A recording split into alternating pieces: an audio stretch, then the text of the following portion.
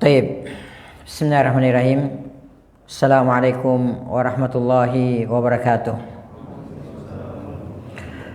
Innal hamdalillah nahmaduhu wa nasta'inuhu wa nastaghfiruh wa na'udzu billahi min shururi anfusina wa min sayyiati a'malina. May yahdihillahu fala mudilla lahu wa may yudlil fala hadiyalah.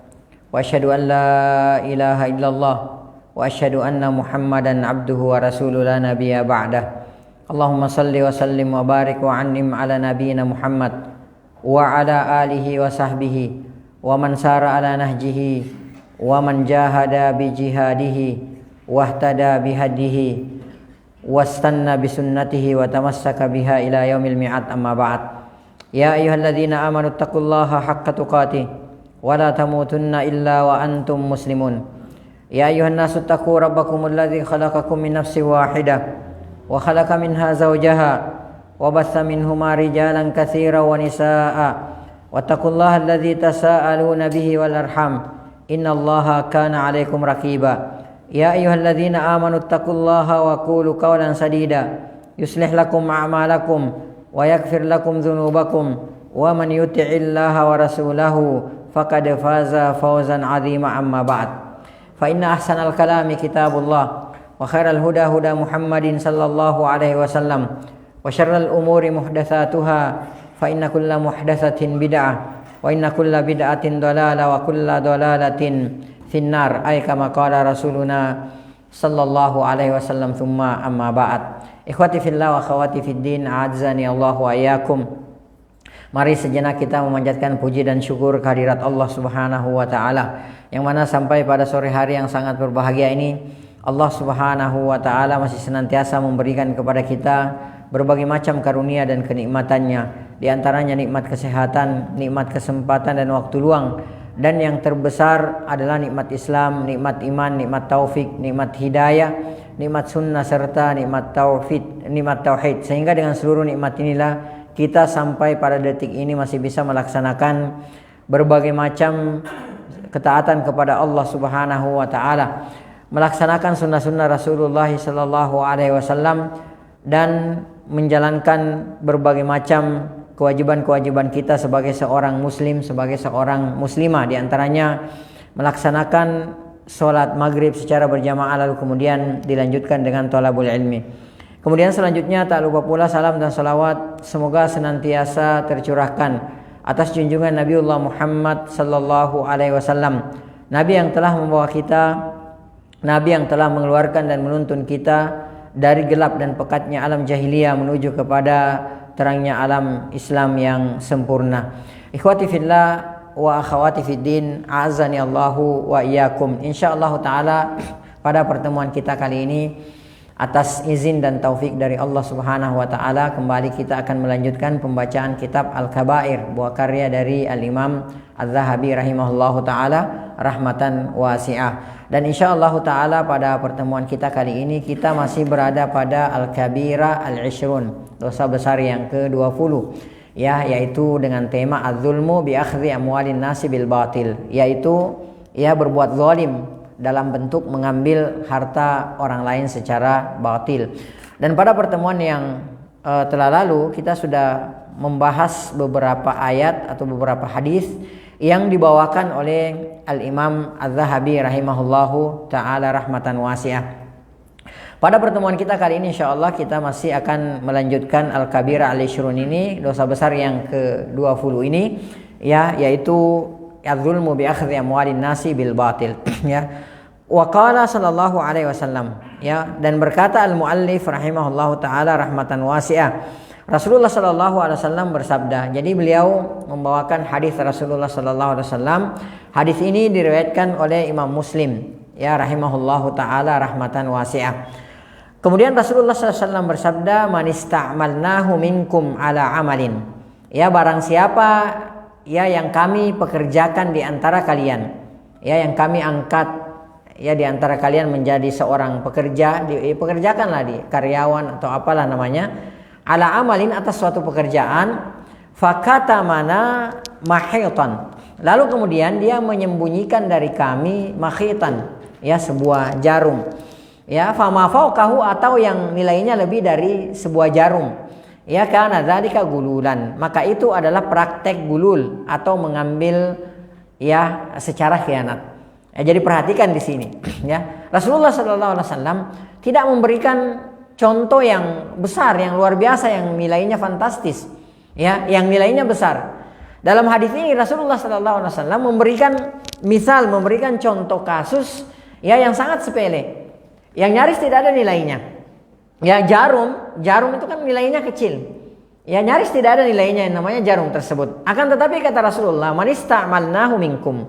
Siapa yang kami pekerjakan di antara kalian, ya diangkat menjadi karyawan, ya diberikan tugas ya untuk mengemban suatu tugas misalnya, ala amalin atas suatu pekerjaan, fakatama makhitan.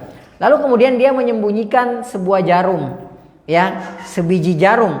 Fama fauqahu, yang lebih dari itu, ya kana dzalika gululan. Maka itu adalah praktek gulul atau mengambil secara khianat. Ya. Nah, kalau kata Rasulullah sallallahu alaihi wasallam selanjutnya, ya'ti bihi yaumal qiyamah, maka dia akan datang pada hari kiamat dengan membawa jarum tersebut. Ya, bagaimana kalau kira-kira kalau misalnya kita ini diberikan tugas, diberikan amanah, diberikan tanggung jawab, diangkat menjadi seorang pekerja. Lalu yang kita korupsi itu adalah kendaraan misalnya, ya uang jutaan, puluhan juta, ratusan juta, ya atau apalah yang itu sangat nilainya sangat besar.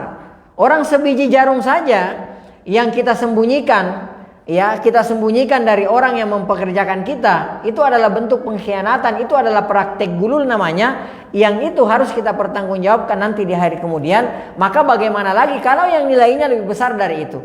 Ya, pakaian misalnya, kendaraan misalnya, harta benda misalnya, uang jutaan, ratusan jutaan, puluhan juta, bahkan mungkin ratusan juta. Dan sekarang kita saksikan ya, orang-orang sekarang ketika diberikan jabatan, diberikan amanah untuk mengemban suatu tugas, maka kadang-kadang dia nggak tanggung-tanggung. Ada yang sampai mengambil khianat dengan mengambil uang sampai puluhan, bahkan ada yang sampai miliaran. Wa na'udzubillahi min dzalik. Bagaimana kelak pertanggungjawabannya di hari kemudian? Ya, sekali lagi orang sebiji jarum saja itu akan kita pertanggungjawabkan nanti di akhirat pada hari kiamat. Maka bagaimana lagi kalau nilainya yang lebih besar daripada sebuah jarum? Ya, ini diingatkan oleh Rasulullah sallallahu alaihi wasallam dalam hadis ini. Taib, hadis selanjutnya, wa qala sallallahu alaihi wasallam, dan Rasulullah sallallahu alaihi wasallam bersabda, "Inna syamlata allati ghallaha litashta'ila alaihi naran." Ya.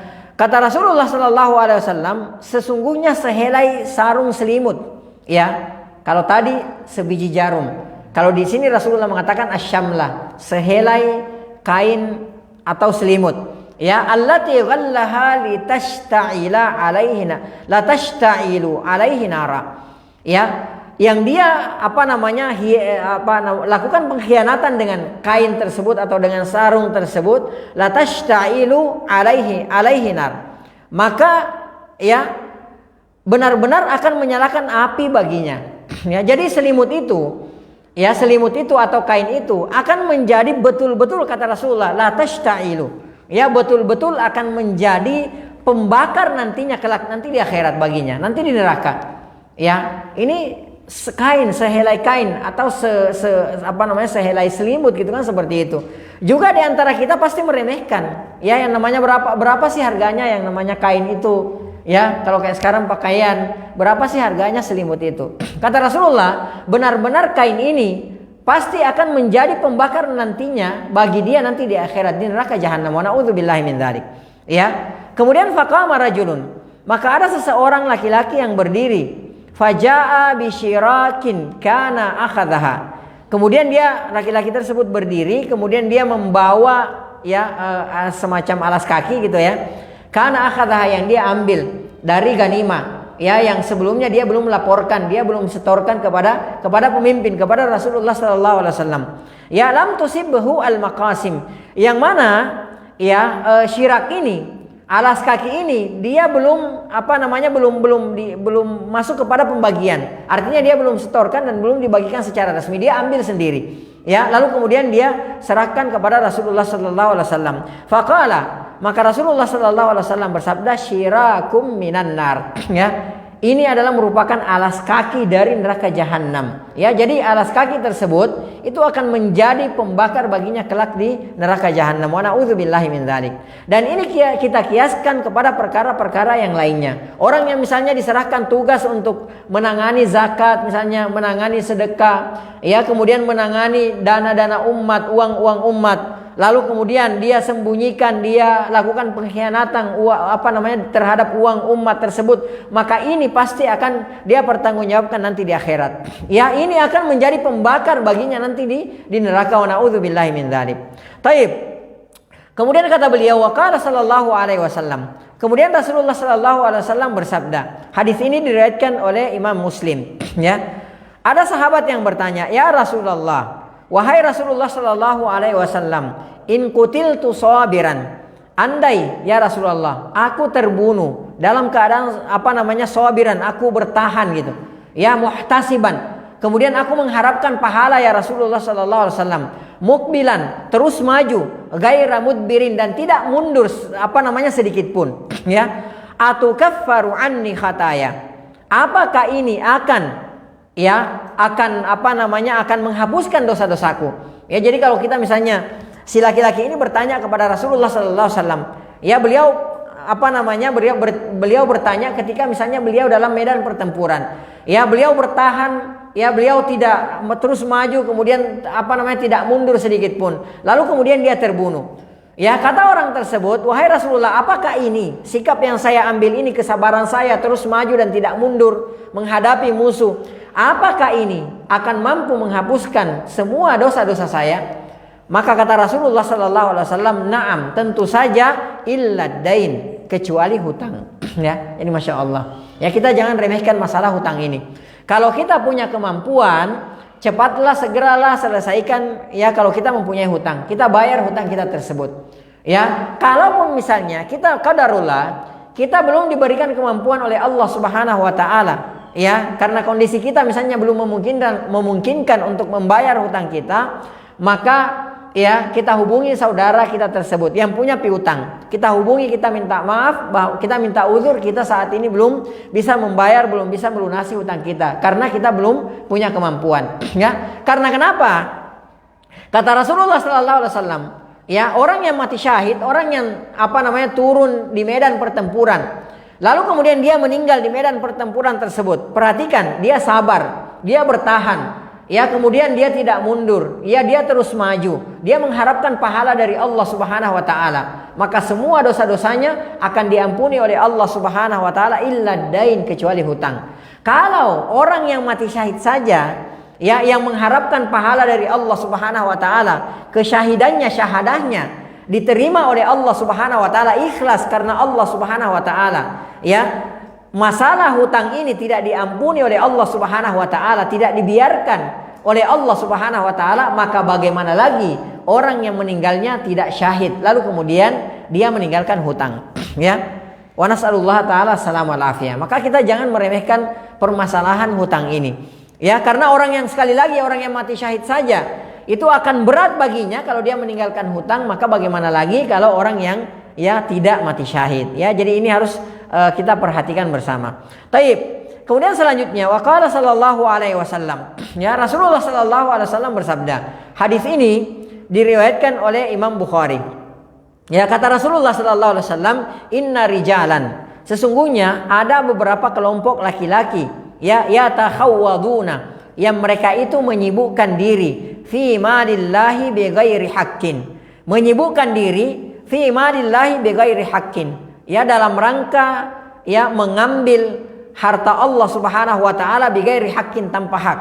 Ya, falahumun naru yaumal qiyamah. Maka kelak bagi mereka itu adalah neraka jahanam. Ya, wa na'udzubillahi min dzalik. Perhatikan, di sini kata Rasulullah SAW, ada sekelompok laki-laki yatakhawadun, menyibukkan diri fi malillah, dalam rangka mengurus harta Allah Subhanahu wa taala. Mungkin dia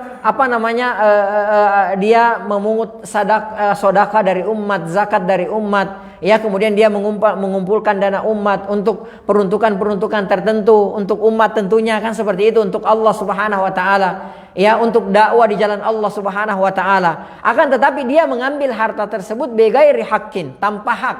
Ya, tanpa dibenarkan, tidak dibenarkan oleh syariat kita ini, maka Rasulullah sallallahu alaihi wasallam mengancam falahumun nar, bagi mereka nantinya api neraka yaumal qiyamati, pada hari kiamat.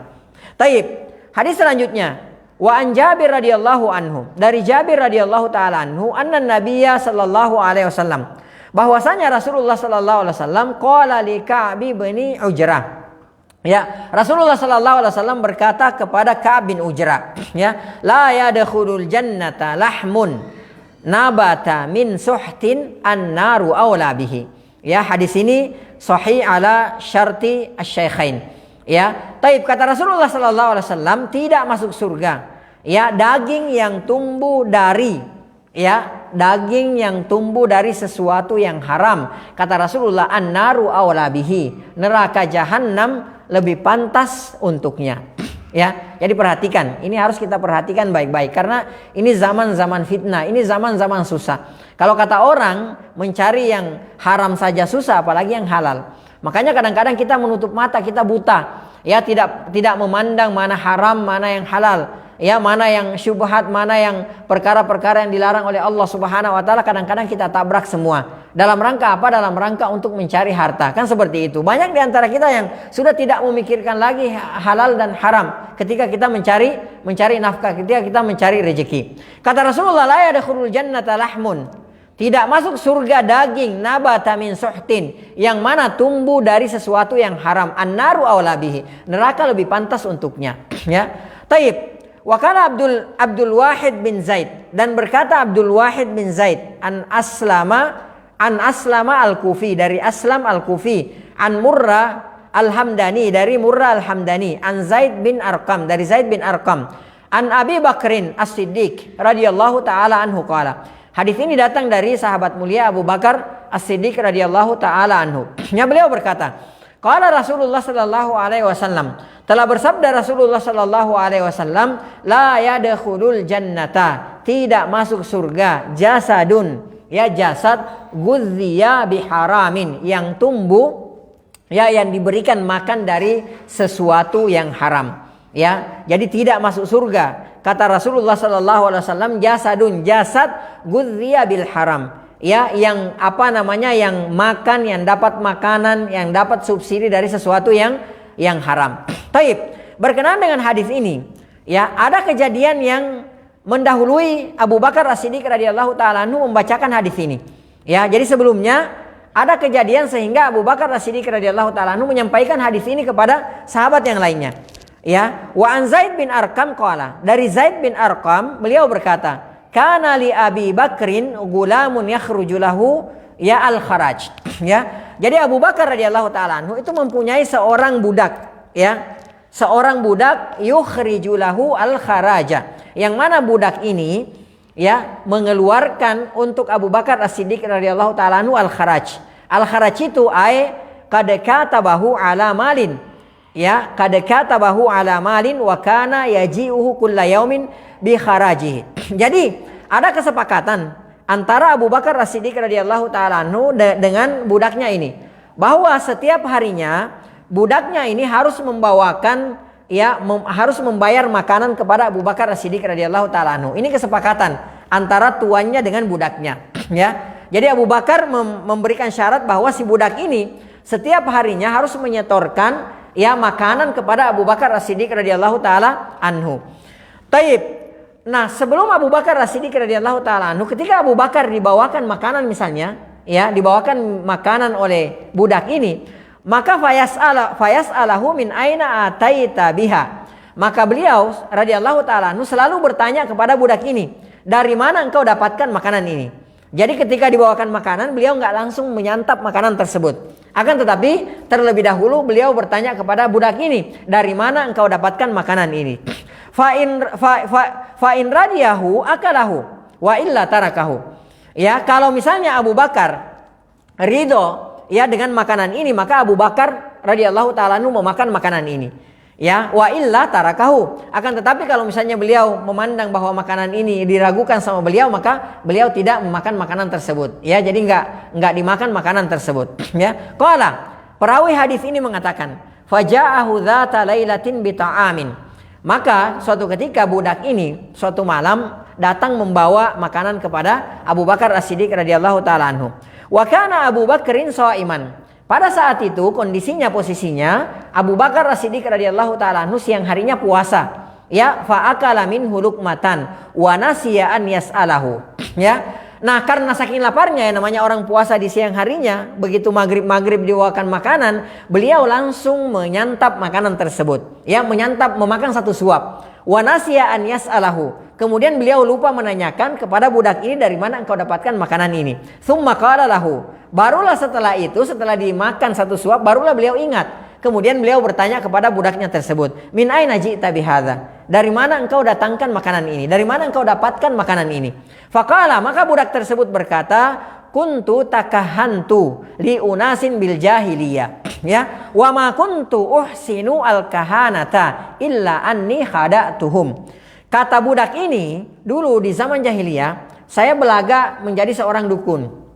Ya, jadi melakukan praktek dukun, akan tetapi pura-pura bohongan. Ya, jadi dia mengatakan kepada orang-orang bahwa saya ini bisa orang, kalau sekarang kayak orang pintar lah, ya, bisa mengobati atau bisa meramal atau apalah semacam itu dulu di zaman jahiliyah. Kata budak ini kepada Abu Bakar As-Siddiq radhiyallahu taala anhu, "Wa ma kuntu uhsinul kahana." Padahal saya tidak bisa melakukan praktek perdukunan. Ya, illa anni khada'tuhum. Saya tipu mereka. Ya, jadi hanya tipu-tipu. Ya, jadi nggak beneran gitu. Ngaku-ngaku sebagai dukun, orang pintar, dan orang-orang tersebut percaya kepada budak ini dulu di zaman jahiliyah.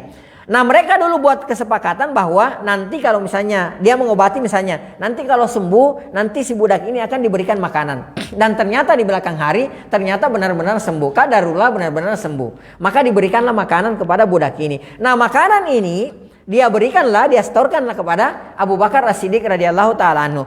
Qadarullah, karena di siang harinya beliau dalam kondisi puasa, ya tentu saja begitu masuk waktu buka puasa beliau kelaparan.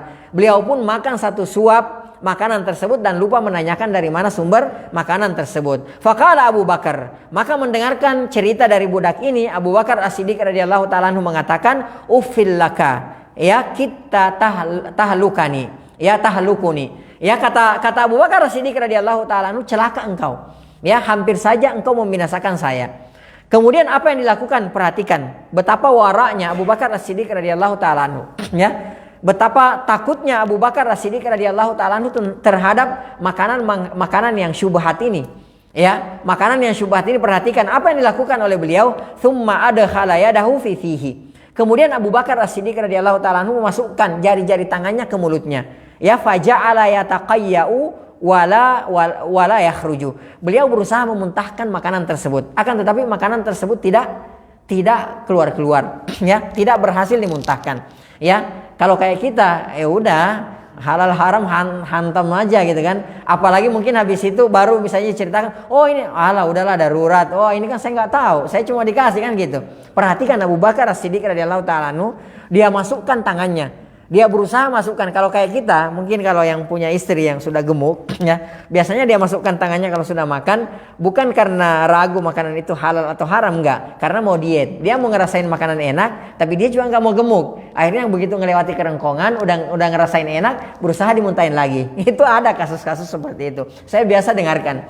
Bukan dalam rangka takut ini halal atau haram, enggak, karena supaya dia jangan gemuk. Ya, dia mau diet kan seperti itu. Tapi dia juga mau merasakan makanan yang enak. Ya, seperti itu. Perhatikan, Abu Bakar dia lakukan itu. Dia usahakan gimana caranya agar dia bisa memuntahkan makanan tersebut. Akan tetapi beliau tidak muntah-muntah gitu kan, seperti itu.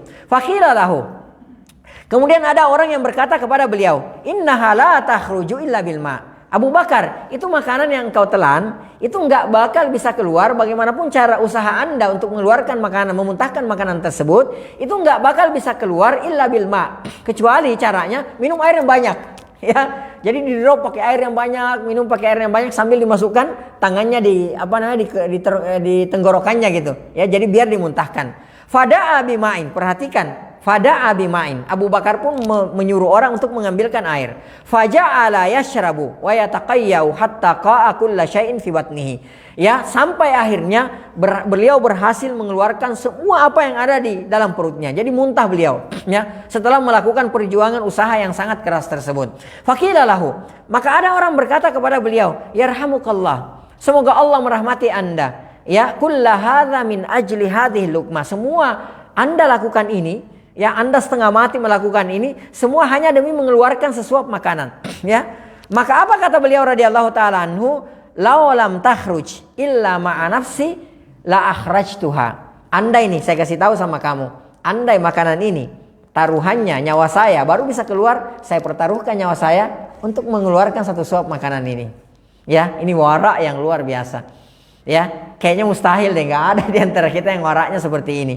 Ya, nggak ada. Kalau kayak kita mah hantem aja, nggak pernah kita nanya-nanya. Ya, kita mungkin tahu ini orang suka nipu-nipu gitu. Ah udahlah. Kita kan nggak tahu, hartanya sudah bercampur gitu kan, yang halal dengan yang haram, udah hantem aja. Ya halal haram belakangan persoalannya, yang penting kita makan dulu, kita kenyang dulu. Ya kalau kita mungkin seperti itu. Perhatikan beliau, ya ini kewajiban seorang budak untuk menyetorkan makanan kepada beliau. Dan beliau nggak tahu, posisinya beliau nggak tahu. Kalaupun misalnya beliau tidak keluarkan itu, insya Allah itu tidak mengapa. Akan tetapi perhatikan, setelah beliau tahu bahwa ini adalah makanan yang budak tersebut peroleh dulu dari hasil dia menipu di zaman jahiliyah, maka dia pun berusaha mengeluarkan makanan tersebut. Ya, kemudian apa yang beliau katakan? Kemudian beliau mengatakan, inni sami'tu Rasulullah sallallahu alaihi wasallam yaqul. Ya, sesungguhnya aku mendengarkan Rasulullah sallallahu alaihi wasallam bersabda, kullu jasadin nabata min suhtin fannaru aula bihi. Setiap tubuh yang mana kullu jasadin nabata min suhtin. Kalau ada tubuh yang tumbuh dari sesuatu yang haram, fannaru aula bihi, maka neraka lebih pantas baginya, kata Rasulullah sallallahu alaihi wasallam. Karena beliau ingat sabda Rasulullah sallallahu alaihi wasallam. Beliau ingat hadis Rasulullah sallallahu alaihi wasallam ini, maka beliau pun tidak mau di dalam tubuhnya ada daging yang tumbuh dari sesuatu yang bahkan sesuatu yang syubhat. Beliau nggak mau. Ya, kita lihat bagaimana waraknya Abu Bakar As-Siddiq radhiyallahu taala anhu. Maka pantaslah kalau Abu Bakar As-Siddiq radhiyallahu taala anhu orang pertama yang memasuki surga di umat ini setelah Rasulullah sallallahu alaihi wasallam. Abu Bakar As-Siddiq radhiyallahu taala anhu dipanggil bisa memasuki semua pintu surga yang ada. Ya, jadi beliau radhiyallahu taala anhu bebas memilih ya 8 pintu surga, terserah yang mana yang beliau mau masuki, terserah Abu Bakar As-Siddiq radhiyallahu taala anhu. Ini karena kewaraannya Abu Bakar As-Siddiq radhiyallahu taala anhu. Maka beliau mengatakan, fahasyitu an yambuta bidzalika fi jasadi min hadhihi luqmah. Saya khawatir jangan sampai sesuap makanan ini ya jadinya daging saya tumbuh dari sesuap makanan yang haram ini. Masya Allah ya. Ini Abu Bakar As-Siddiq radhiyallahu taala anhu. Taib ikhwah sekalian yang semoga dirahmati oleh Allah Subhanahu wa taala. Kemudian kita berpindah ke bab selanjutnya ya. Taib, kita masuk ke Al-Kabira As-Salisa wal Ishrun. Ya, Al-Kabira As-Salisa wal Ishrun. Kita langsung pindah ke dosa besar 23. Ya, karena dosa besar 21 dan 22 ya itu sudah dibahas oleh Ustadz Hanif ya, hafizahullah taala. Beliau sudah membahas ini. Ya, Al-Kabira dosa besar yang ke-21 sama yang ke-22 ya, mencuri kalau tidak salah ya. Dosa besar mencuri, merampok gitu ya, seperti itu. Ya, kemudian mencuri kemudian merampok di jalan ya. Ini sudah dibahas oleh Ustadz Hanif. Sekarang kita lanjutkan masuk ke Al-Kabir As-Salisa wal Ishrun. Ya, dosa besar yang ke-23. Ya, Al-Yamin Al-Ghamus. Ya, Al-Yamin Al-Ghamus. Apa yang dimaksudkan dengan Al-Yamin Al-Ghamus? Ya, Al-Yamin secara lugha, secara bahasa ya, itu bermakna al-qasam atau al-half ya. Al-qasam atau al-half. Al-qasam itu artinya sumpah. Ya, al-yamin. Jadi bisa kalau antum dengar kata al-yamin itu bisa bermakna sumpah. Ya, kemudian maknanya yang lain sinonimnya muradifnya dalam bahasa Arab itu bisa bermakna al-qasam atau al-half. Ya, ini biasa dipergunakan semua al-qasam al-half. Itu artinya sumpah. Kemudian al-ghamus secara bahasa itu artinya tercebur. Ya, al-ghamus secara bahasa adalah tercebur ya. Kenapa dikatakan al-yamin al-ghamus? Ya, karena sesungguhnya orang yang nanti kita terjemahkan, orang yang bersumpah lalu kemudian sumpahnya tersebut adalah sumpah dusta, dia tercebur ke dalam dosa. Makanya disebut sebagai al-yamin al-ghamus. Ya, al-yamin al-ghamus ya secara secara istilah, secara terminologi adalah al-yamin al-kadzibah. allati yaqtati'u biha al-insanu haqqa akhihi bighairi haqqin. Ya. Jadi yang dimaksudkan dengan al-yamin al-ghamus itu adalah sumpah palsu. Yang mana dengan sumpah palsu tersebut seseorang mengambil hak saudaranya tanpa hak. Ya, jadi seseorang mengambil harta, misalnya harta orang lain tanpa hak. Ya, jadi dia bersumpah, sumpah palsu. Kemudian dengan sumpah palsunya tersebut dia berhasil mengambil haknya orang lain tanpa hak. Ya, disebut sebagai al-yamin al-ghamus. Ya, jadi seseorang misalnya bersumpah. Ya, dia bersumpah misalnya. Ya, dia bersumpah misalnya. Ketika dia setelah selesai bersumpah, dia berhasil mengambil sesuatu haknya orang lain. Maka itulah yang disebut sebagai al-yamin al-ghamus. Dan ini adalah merupakan salah satu dosa besar. Salah satu al-kabair. Masuk dalam al-kabair. Taib. Qala Abdullah bin Amr bin al-As. Ya, berkata Abdullah bin Amr bin al-As radhiyallahu taala anhuma anin Nabi sallallahu alaihi wasallam. Dari Rasulullah sallallahu alaihi wasallam, qala, beliau bersabda, al-kabair, dosa-dosa besar tersebut diantaranya adalah, kata Rasulullah, al-isyraku billah. Ya, mensyarikatkan Allah Subhanahu wa taala, menduakan Allah Subhanahu wa taala. Ini sudah sering kita bahas bahwa dosa besar yang terbesar, rajanya dosa besar adalah mensyarikatkan Allah Subhanahu wa taala, menduakan Allah Subhanahu wa taala. Ini yang pertama. Kemudian yang kedua, wa uququl walidain. Dosa besar yang kedua, dosa besar yang terbesar yang kedua adalah uququl walidain. Ya, durhaka terhadap kedua orang tua kita. Ya, durhaka terhadap kedua orang tua kita. Ini yang kedua. Kemudian yang ketiga, wa qatlun nafsi, membunuh jiwa, ya, tanpa hak. Dan yang keempat adalah wal yamin al-ghamus. Ya, al-yamin al-ghamus, sumpah palsu atau sumpah dusta. Perhatikan ya. Rasulullah pertama kali menyebutkan dosa besar yang terbesar adalah mensyirikatkan Allah Subhanahu wa taala. Kemudian yang kedua adalah durhaka kepada kedua orang tua. Kemudian yang ketiga adalah membunuh jiwa, ya, seorang jiwa. Kemudian yang ketiga yang keempat adalah sumpah palsu.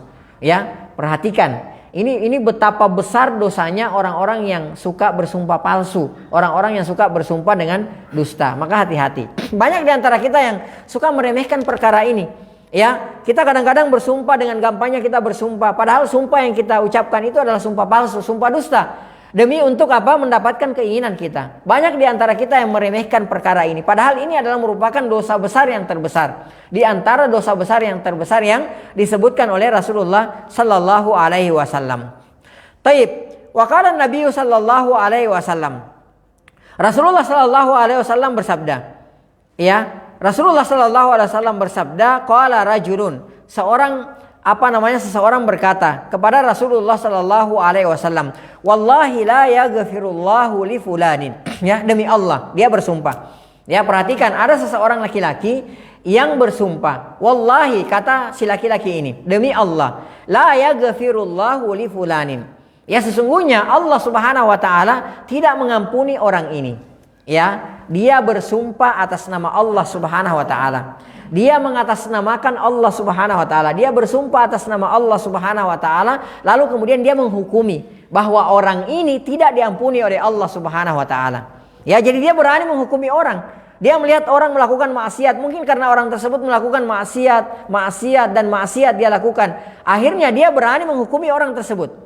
Ya, dia bersumpah atas nama Allah lagi. Wallahi, demi Allah, Allah tidak mengampuni dosa orang ini. Mungkin karena saking seringnya berbuat maksiat, setiap hari maksiat. Ya, dia melihat tingkahnya. Ketika dia melihat orang tersebut lagi melakukan maksiat, dia lihat lagi orang tersebut lagi melakukan maksiat lagi. Akhirnya dia bersumpah atas nama Allah Subhanahu wa taala, ya, bahwa orang tersebut tidak diampuni oleh Allah Subhanahu wa taala. Ya, faqala Allah taala, padahal Allah Subhanahu wa taala berfirman, man dzalladzi yata'alla alayya, siapa yang bersumpah atau memastikan hukum atas namaku. Ya, orang tadi bersumpah atas nama Allah Subhanahu wa taala, ya, atau memastikan hukum atas nama Allah Subhanahu wa taala, memutuskan hukum atas nama Allah Subhanahu wa taala, demi Allah, Allah tidak ampuni orang ini. Ya, atas nama Allah. Kemudian dia berhukum atas nama, memastikan, menetapkan satu hukum atas nama Allah Subhanahu wa taala, padahal itu diampuni atau tidak diampuni itu adalah kewenangannya Allah Subhanahu wa taala. Dari mana dia tahu? Ya, kalau orang tersebut tidak diampuni oleh Allah Subhanahu wa taala. Ya, dari mana dia tahu kalau orang tersebut, dosa orang tersebut tidak diampuni oleh Allah Subhanahu wa taala? Kata Allah Subhanahu wa taala, "Anni la aghfiru li Anni la aghfiru li fulan." Dia mengatakan, sesungguhnya saya tidak mengampuni dosa si fulan. Qad ghafartu lahu. Padahal aku telah kata Allah Subhanahu wa taala, aku telah mengampuni dosanya. Wa ahbattu amalaka, sementara amalanmu aku hanguskan, aku batalkan, kata Allah Subhanahu wa taala. Ya. Jadi orang tadi adalah orang yang mungkin setiap saatnya melakukan ketaatan. Ya, dia sering melakukan proyek-proyek kebaikan, amalan-amalan soleh dia lakukan. Ya, dia melakukan amalan-amalan soleh, dia melakukan ketaatan. Ya, akan tetapi ketika dia melihat saudaranya yang terus melakukan dosa dan dosa, maksiat dan maksiat, dia berani menghukumi saudaranya tersebut. Ya, mungkin itu tadi karena saking seringnya berbuat maksiat, atau dia melihat dirinya bahwa saya ini soleh. Ya, saya yang saya lakukan ketaatan kan seperti itu. Ya, yang saya lakukan ketaatan, saya berusaha untuk tidak terjatuh kepada maksiat. Saya berusaha untuk tidak melakukan dosa dan pelanggaran. Adapun engkau selalu melakukan dosa, Allah tidak mengampuni dosamu. Kata Allah Subhanahu wa taala, qad ghafartu lahu, justru saya mengampuni dia, wa ahbattu amalaka, justru saya membatalkan semua amalan-amalanmu. Ya, jadi hati-hati. Ini poinnya di sini, jangan sampai kita bersumpah atas nama Allah Subhanahu wa taala padahal sumpah tersebut adalah sumpah palsu, sumpah dusta, ya, atau sumpah tersebut menghukumi saudara kita. Taib, wa qala Nabi sallallahu alaihi wasallam, dan kemudian kata Al-Imam Az-Zahabi rahimahullah taala, Rasulullah sallallahu alaihi wasallam juga bersabda, ya. Hadis ini diriwayatkan oleh Imam Abu Daud, ya, juga diriwayatkan oleh Imam Muslim dan juga diriwayatkan oleh Imam An-Nasa'i rahimahumullah taala jami'a. Kata Rasulullah sallallahu alaihi wasallam, salasatun la yukallihimullahu yaumal qiyamah. Ada 3 golongan yang tidak diajak bicara oleh Allah Subhanahu wa taala pada hari kemudian. Ya, tidak diajak bicara oleh Allah Subhanahu wa taala pada hari kemudian. Kalau tidak salah sudah pernah kita jelaskan pada pertemuan-pertemuan yang telah lalu bahwa maksudnya di sini la yukallimuhumullahu yaumal qiyamah, artinya dia tidak diajak bicara dengan rahmat oleh Allah Subhanahu wa taala, dengan kasih sayang oleh Allah Subhanahu wa taala. Wala yuzakkihim. Ya, bukan hanya tidak diajak bicara oleh Allah Subhanahu wa taala, wala yuzakkihim. Kata Rasulullah, 3 golongan ini tidak disucikan oleh Allah Subhanahu wa taala. Tidak dibersihkan oleh Allah Subhanahu wa taala. Bukan hanya itu saja, kata Rasulullah SAW. Yang ketiga, walahum azabun alim. Bagi mereka azab yang pedih. Ya, jadi yang pertama tadi apa? La yukallimuhullah. Tidak diajak bicara oleh Allah Subhanahu wa taala. Yang kedua, wala yuzakkihim. Tidak disucikan oleh Allah Subhanahu wa taala. Yang ketiga, walahum azabun alim, dan bagi mereka azab yang sangat pedih. Ya. Siapa ketiga golongan ini? Perhatikan, Rasulullah sallallahu alaihi wasallam mengatakan, yang pertama al-musbil. Ya. Yang pertama adalah al-musbil, orang yang melakukan praktek isbal. Ya. Apa itu praktek isbal? Rasulullah sallallahu alaihi wasallam jelaskan di hadis yang lain. Rasulullah sallallahu alaihi wasallam bersabda, "Ma asfala minal ka'baini minal izari fa finnar." Ya, kain.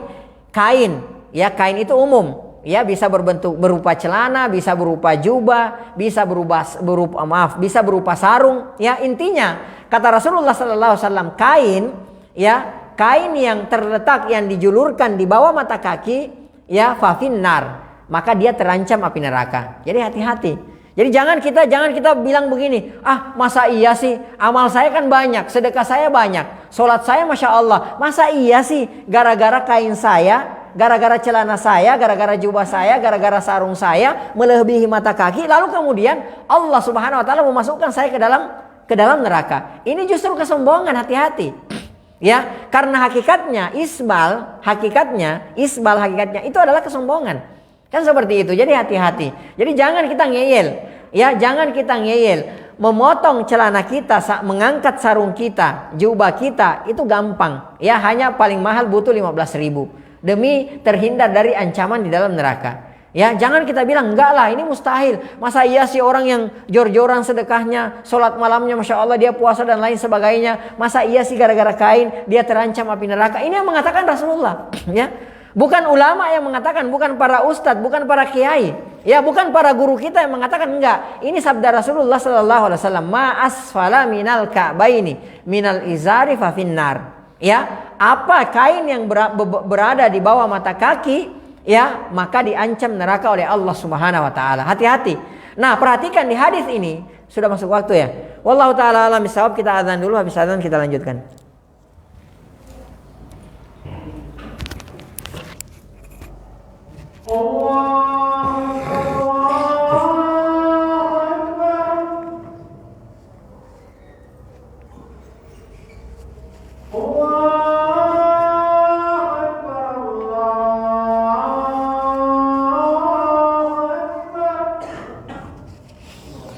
Allahu Akbar.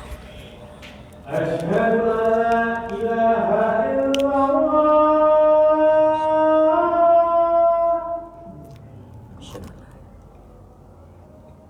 Asyhadu an la ilaha illallah. Asyhadu an la ilaha. Asyhadu anna Muhammadar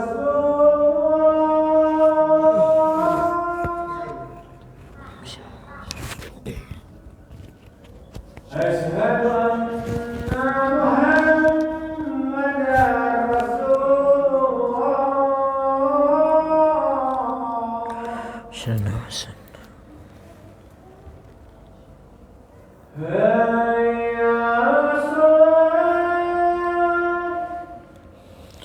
la haula wala quwwata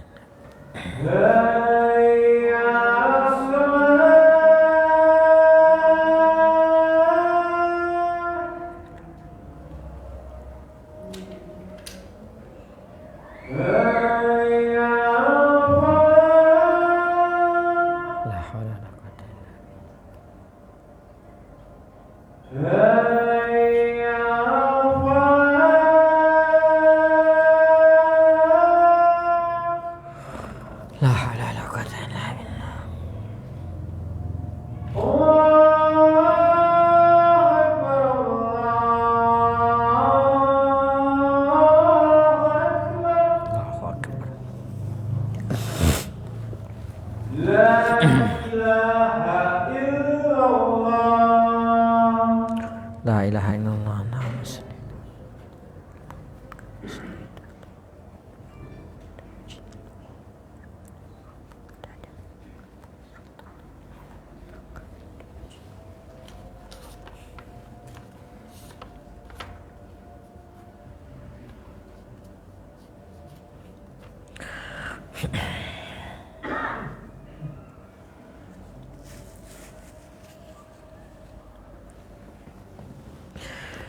Taib, kita lanjutkan.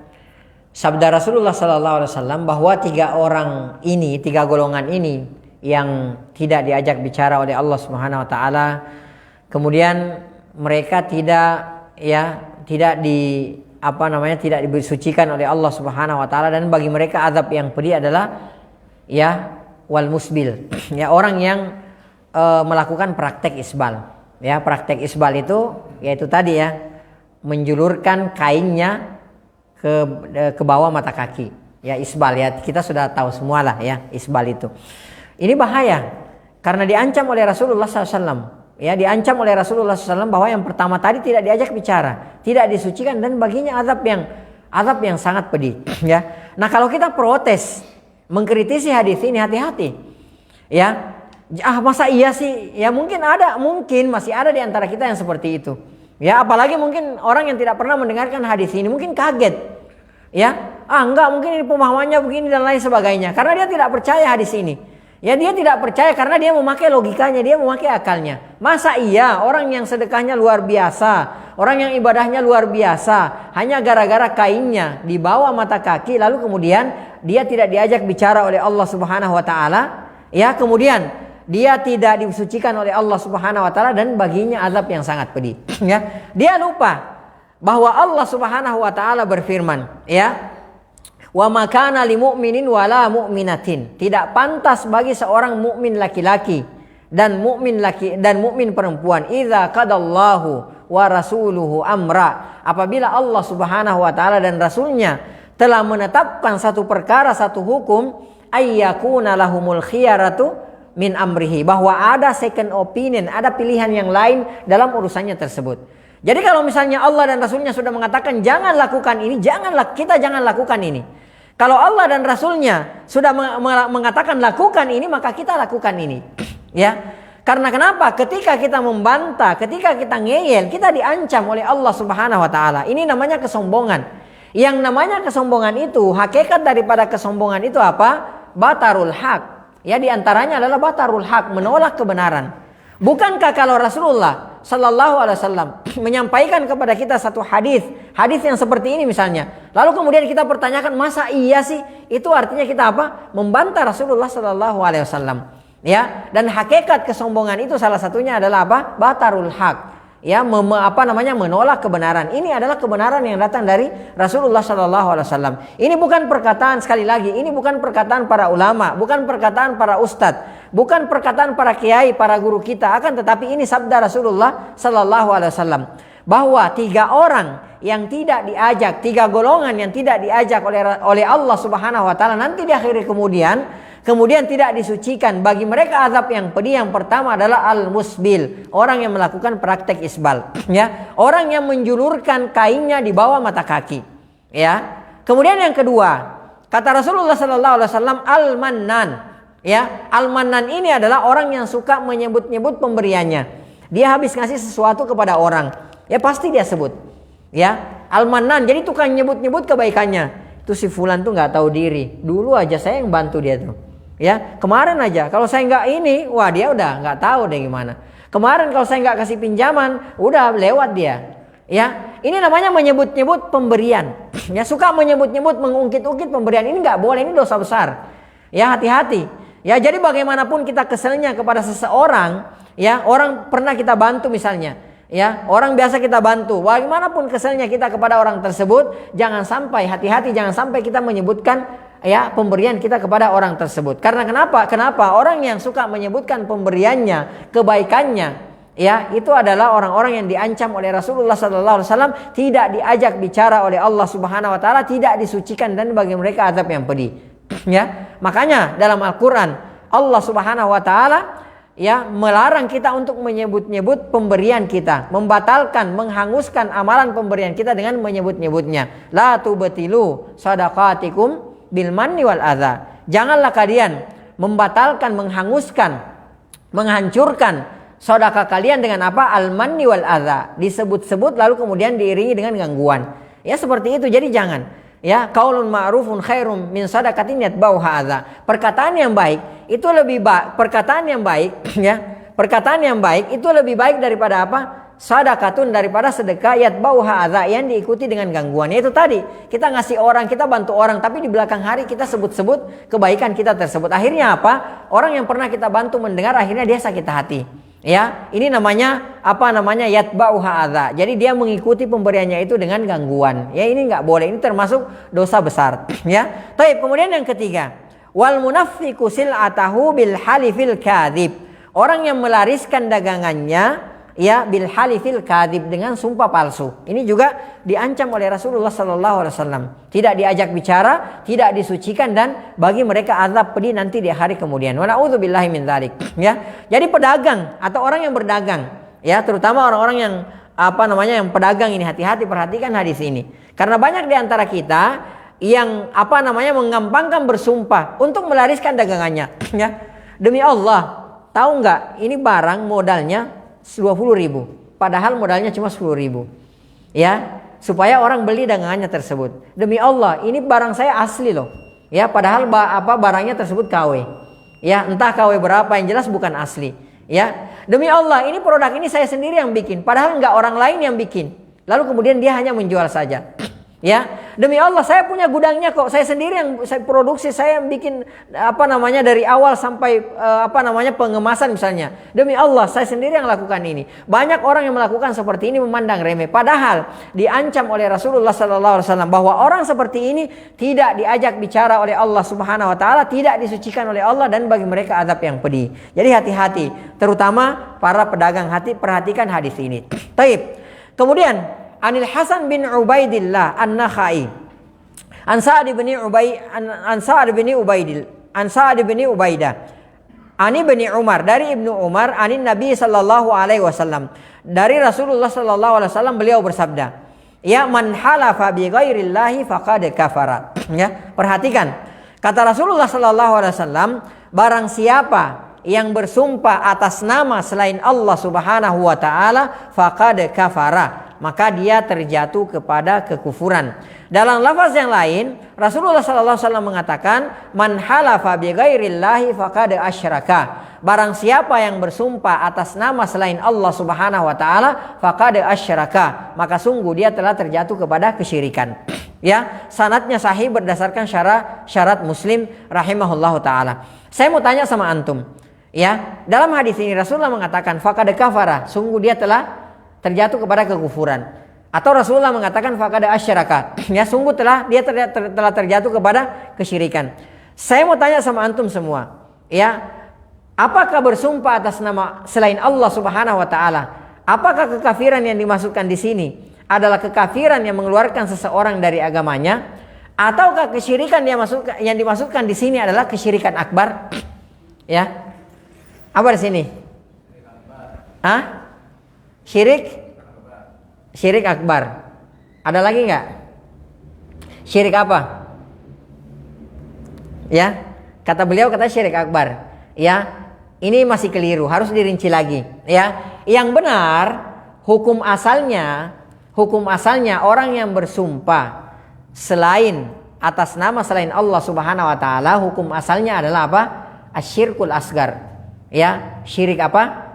Syirik kecil. Ya, syirik sagir. Ya, akan tetapi perhatikan, ya, yang dimaksudkan asyirkul asgar itu posisinya di bawah asyirkul akbar. Ya, perhatikan ya. Jadi jangan lihat sagirnya, jangan lihat kecilnya. Ya, akan tetapi lihat ya kepada siapa kita memaksiati ya dosa ini, dosa syirik kecil ini. Nah, dosa syirik kecil ini asyirkul asgar ini di bawah posisinya daripada asyirkul akbar. Ya, jadi hati-hati. Nah, orang yang bersumpah atas nama selain Allah Subhanahu wa taala, hukum asalnya dia terjatuh kepada kesyirikan, akan tetapi syirik kecil. Ya, dia terjatuh kepada kekufuran, akan tetapi kekufuran tersebut tidak mengeluarkan dia dari agama, ya. Tidak mengeluarkan dia anil millah, tidak mengeluarkan dia dari agama Islam ini. Ya, jadi bukan hukum asalnya bukan pembatal keislaman. Ya, bersumpah atas nama selain Allah Subhanahu wa taala. Akan tetapi kalau misalnya dia bersumpah atas nama selain Allah Subhanahu wa taala, ya, disertai dengan pengagungan, ya, disertai dengan keyakinan dan disertai dengan pengagungan seperti pengagungan dan keyakinan terhadap Allah Subhanahu wa taala, maka dia terjatuh kepada apa? Asyirkul akbar. Ya, dia terjatuh kepada asyirkul akbar dan dia terjatuh kepada kekufuran yang mengeluarkan dia dari agama kita ini. Ya, dan ini biasa dilakukan, sumpah-sumpah semacam ini biasa dilakukan oleh orang-orang yang menyembah kuburan. Ya, oleh orang-orang yang menyembah kuburan. Orang-orang yang menyembah orang-orang yang soleh yang sudah meninggal dunia. Ya, para yang mereka anggap sebagai wali yang sudah meninggal dunia, mereka sembah. Mereka meminta, itu kan namanya menyembah.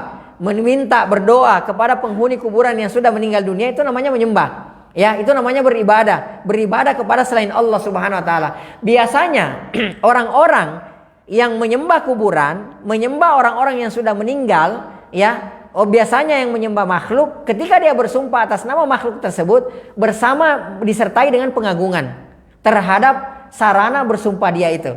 Ya, itu biasanya seperti itu. Contoh misalnya, ada orang yang mengagungkan misalnya yang mereka sebut sebagai Nyai Roro Kidul misalnya, dia agungkan. Bukti bahwa dia mengagungkan Nyai Roro Kidul misalnya, ya, dia datang ke situ, dia serahkan sesajen, dia serahkan kepala kerbau, kepala sapi, ya, intinya dia serahkan sesajen lah. Itu buktinya bahwa dia mengagungkan yang dia sebut sebagai Nyai Roro Kidul. Ya. Nah, ketika misalnya dia bersumpah demi Nyai Roro Kidul, itu biasanya disertai dengan pengagungan. Ya, dia bersumpah disertai dengan pengagungan. Nah, ini yang bahaya. Ya, nah orang-orang yang bersumpah disertai dengan pengagungan seperti dia mengagungkan Allah Subhanahu wa taala, maka dia terjatuh kepada asyirkul akbar. Dia terjatuh kepada apa? Kesyirikan yang besar, dia terjatuh kepada kekufuran yang bisa mengeluarkan dia dari agamanya. Ya. Berkata Syekh Al-Utsaimin rahimahullahu taala berkenaan dengan masalah ini. Beliau mengatakan wal halfu bi ghairillahi syirkun akbar. Ya. Beliau mengatakan bahwa bersumpah atas nama selain Allah Subhanahu wa taala adalah syirik akbar. Ya. Dengan syarat ya, ini i'taqada annal mahlufa bihi musawin lillahi ta'ala fit ta'zimi wal uzmah.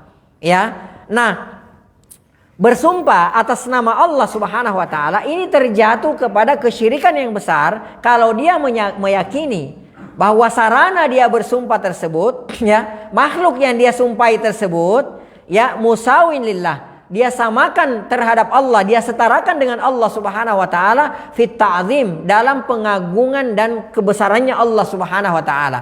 Ya, ini termasuk syirik besar. Ya, dan ini kekufuran yang mengeluarkan dari agama. Ketika dia bersumpah atas nama makhluk tersebut, atas nama selain Allah Subhanahu wa taala, disertai dengan pengagungan. Ya, dia mengagungkan, ya, dia meyakini bahwa makhluk ini yang saya bersumpah atas namanya bisa mendatangkan manfaat dan mudarat, maka ini termasuk asyirkul akbar. Ya, wa illa, kata beliau, fahuwa syirkun asgar. Tapi kalau tidak disertai dengan pengagungan, ya, seperti pengagungannya terhadap Allah Subhanahu wa taala, fahuwa syirkun asgar, maka dia termasuk syirik kecil. Ya, maka itu tadi, ya, hati-hati ya. Jadi jangan kita langsung menghukumi orang. Kalau ada orang bersumpah, boleh jadi dia nggak tahu. Ya, ada orang saya biasa sering saya dengarkan. Dan kalau antum dengarkan seperti ini, segera dikasih tahu, kasihan. Ya, saya sering dengarkan ada orang mengatakan begini, demi Allah, demi Rasulullah. Ya, bersering. Bahkan ada yang mengatakan demi Rasulullah. Saya nggak ngambil itu saking, jadi dia nggak mengagungkan Rasulullah seperti mengagungkan Allah, enggak. Ya, akan tetapi dia hendak menyatakan bahwa, menegaskan bahwa dirinya itu nggak bersalah, dirinya nggak ngambil sampai dia mengikutkan nama Rasulullah Sallallahu Alaihi Wasallam. Ya, sampai ada orang mengatakan seperti itu, demi Allah, demi Rasulullah, saya nggak ngambil, bukan saya ngelakuin. Tapi dia bersumpah atas nama Rasulullah, dia tidak menyetarakan Rasulullah dengan Allah Subhanahu wa taala, enggak. Ya, akan tetapi dia hanya hendak meyakinkan orang bahwa dia tidak melakukan, dia tidak mengambil. Nah, orang-orang yang seperti ini, ya, kalau tidak mengagungkan, tidak disertai dengan keyakinan, dengan pengagungan seperti kepada Allah Subhanahu wa taala, maka dia melakukan syirik kecil. Ya, dan segera dikasih tahu. Ya, segera dan jangan kita langsung menghukumi, kamu keluar dari Islam, kamu kafir, kamu syirik besar, enggak. Ya, kalau dia tidak dia bersumpah, sekali lagi dia bersumpah tidak disertai dengan pengagungan seperti pengagungannya terhadap Allah Subhanahu wa taala, maka ini adalah asyirkul asgar. Ya, tapi harus segera dikasih tahu. Ya, kasih tahu, minta beristighfar kepada Allah Subhanahu wa taala karena kamu baru saja melakukan perbuatan syirik kecil. Ya, jadi asalnya sumpah itu adalah asyirkul asgar. Ini hukum asalnya. Ya, tapi kalau disertai dengan pengagungan terhadap atas nama yang dia bersumpah tersebut seperti pengagungannya kepada Allah Subhanahu wa taala, maka dia terjatuh kepada perbuatan asyirkul akbar. Wa na'udzubillahi min dzalik. Taib. Kemudian Imam Bukhari meriwayatkan di hadis yang lain dari Ibnu Umar juga radhiyallahu taala anhuma, beliau berkata, ya, annahu adraka Umar bin Khattab, bahwasanya Rasulullah sallallahu alaihi wasallam pernah mendengarkan Umar bin Khattab radhiyallahu taala anhu fi rakbin wa huwa yahlifu bi abihi. Abu Umar radhiyallahu taala anhu itu pernah didapati oleh Rasulullah, didengarkan oleh Rasulullah pada saat itu. Umar, ya, radhiyallahu taala anhu sedang berkendara bersama dengan teman-temannya yang lain, ya, bersama dengan sahabat yang lain. Kemudian di atas kendaraannya tersebut, Umar bin Khattab radhiyallahu taala anhu bersumpah atas nama bapaknya, dan ini didengarkan oleh Rasulullah sallallahu alaihi wasallam. Ya, karena beliau belum tahu. Ya, dan biasa orang-orang jahiliyah dulunya itu biasa mereka bersumpah atas nama bapak-bapak mereka, kakek mereka, ibu-ibu mereka, berhala-berhala mereka, itu biasa mereka lakukan. Ya, nah Umar didengarkan oleh Rasulullah sallallahu alaihi wasallam bersumpah atas nama bapaknya, ya, ketika mengatakan sesuatu kepada teman-temannya. Fanadahum Rasulullah sallallahu alaihi wasallam. Maka Rasulullah sallallahu alaihi wasallam pun memanggil Umar bin Khattab radhiyallahu taala anhu, ya, dengan teman-temannya tersebut. Kemudian beliau mengatakan, "Ala innallaha yanhaakum an tahlifu bi abaikum." Ya, ketahuilah oleh kalian bahwasanya Allah Subhanahu wa taala melarang kalian antahlifu bi abaikum, untuk bersumpah atas nama bapak-bapak kalian. Jadi nggak boleh lagi sekarang. Ya, kalau dulu di zaman jahiliyah kalian lakukan itu dengan gampangnya, kalian bersumpah atas nama bapak-bapak kalian, ibu-ibu kalian, kakek-kakek kalian. Sekarang Allah Subhanahu wa taala melarang kalian bersumpah atas nama bapak-bapak kalian. Ya, faman kana halifan, kata Rasulullah, ya, kalau ada di antara kalian yang harus bersumpah, falyahlif billah, maka hendaklah dia bersumpah atas nama Allah Subhanahu wa taala. Boleh kita bersumpah atas nama Allah Subhanahu wa taala. Boleh kita katakan wallahi, demi Allah, tallahi, demi Allah, billahi, demi Allah. Boleh kita katakan seperti itu. Itu adalah kalimat-kalimat sumpah. Atau kalau dalam bahasa Indonesia misalnya demi Allah, ya, saya bersumpah. Boleh. Kalau misalnya memang kita harus bersumpah, maka bersumpahlah atas nama Allah Subhanahu wa taala. Tidak boleh bersumpah atas nama makhluknya. Ya. Taib, ada yang bertanya di antara kita begini.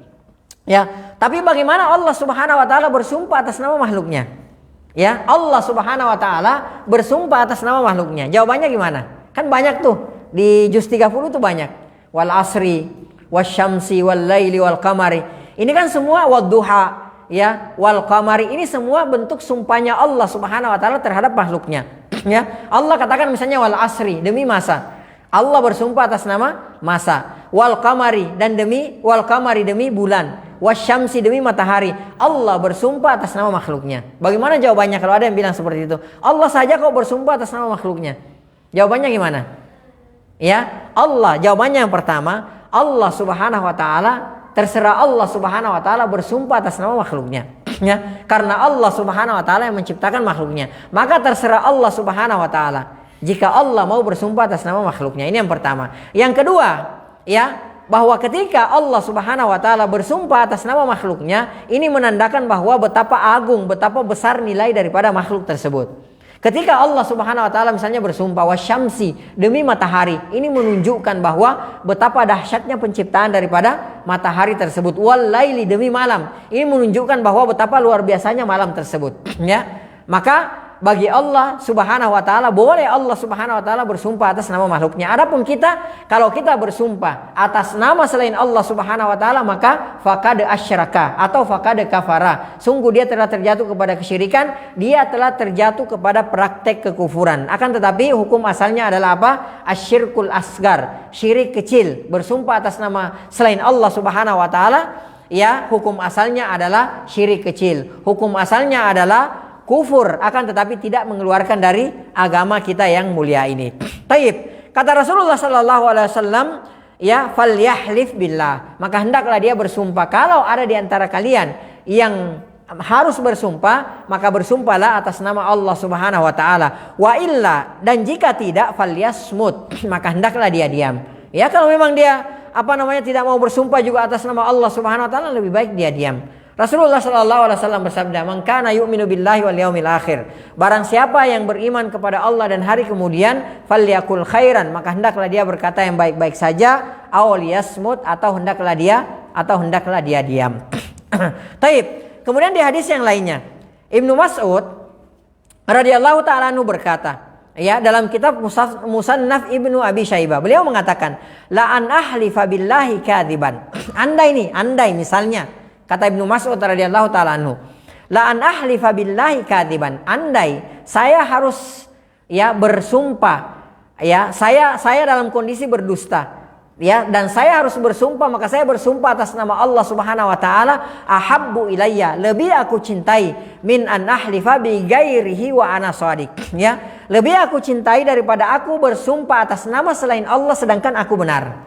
Ya, bisa difahami kalimatnya enggak? Jadi bersumpah atas nama Allah Subhanahu wa taala, beliau dalam kondisi berdusta misalnya, itu lebih dicintai daripada berdusta atas nama selain Allah sementara dia benar.